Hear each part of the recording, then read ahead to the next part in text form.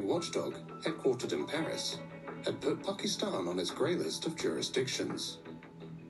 Our financial systems have been made more accessible. We have sharing of information with almost everyone. We are pursuing many money laundering cases as far as we can pursue, because of course the missing element still is the cooperation from the other jurisdictions. That is not forthcoming. And sometimes we wonder that we are in grey list, but the money that has been taken from here is in countries which are not in the grey list. So that is something that, sometimes is like, okay, so why are we in the grey list then? We approached the FATF for an interview. The FATF declined to speak to us. We would have liked to ask the FATF how it was possible for the UK, Switzerland and Luxembourg, among others, to be considered clean when these countries are known to be major money laundering centres, through whose economies billions of dollars of illicit money are reinvested every year. The money is stolen here and it is hidden in the developed countries, in the developed world. If that is happening, it's not just the fault of Pakistani system that the money is able to go out. What I question is the double standards. So for example, if you ask on one side from countries like Pakistan to have more checks and be more open, we expect in return the same from other countries when we are investigating someone. We will write a mutual legal assistance request to, let's say, Switzerland, and we will say that we have information that Mr. A has a bank account in Switzerland in such and such bank.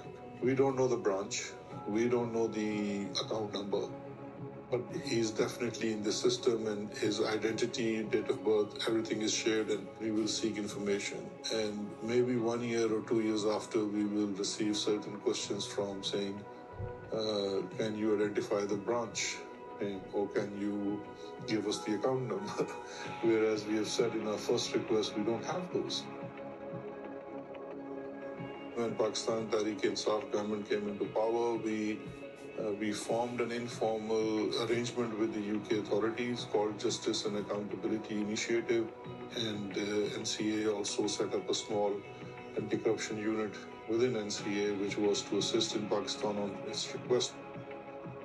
The Home Office and the NCA, the UK's national crime agency, are responsible for dealing with mutual legal assistance requests by foreign states.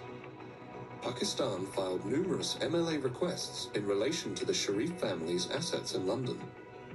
The requests on Sharif families are taking a lot of time. It's taking way too long to take some simple actions like, for example, freezing of assets or investigating the assets or the activities in the UK when people are, facing charges or convicted of serious crime in Pakistan. Pakistan did its part. We did our investigation, we did our inquiry, but has there been any investigation on British side? We don't know. What about the Mayfair flats? What about the whole property portfolio of Hassan Nawaz that has come in Panama Papers? The impression that goes to people is that everyone who commits such crimes or who is involved in corruption ends up in London, living in Mayfair flats.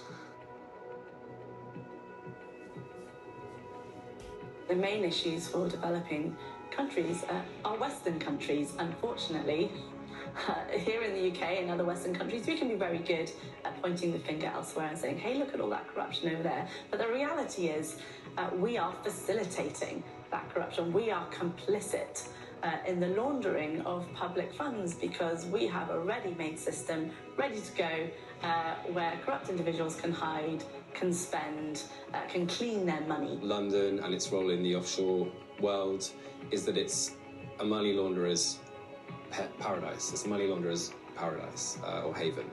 It's a place where if you want to stash illicitly earned wealth, you can do so anonymously, and you can do so with relatively few checks and balances.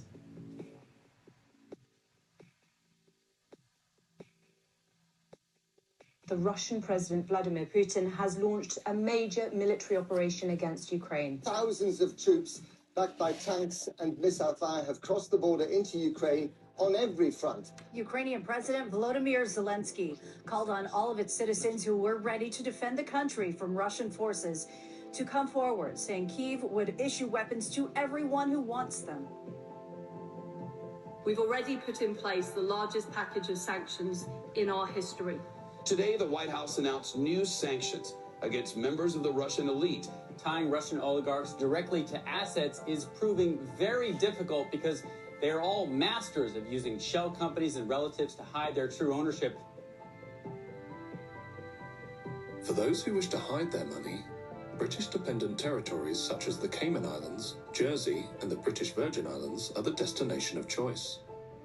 In the past, Britain has claimed that these jurisdictions are independent and it cannot dictate their laws. I listened to the Foreign Secretary correctly detail the importance of avoiding sanctions leakage, and she was asked twice in this statement about British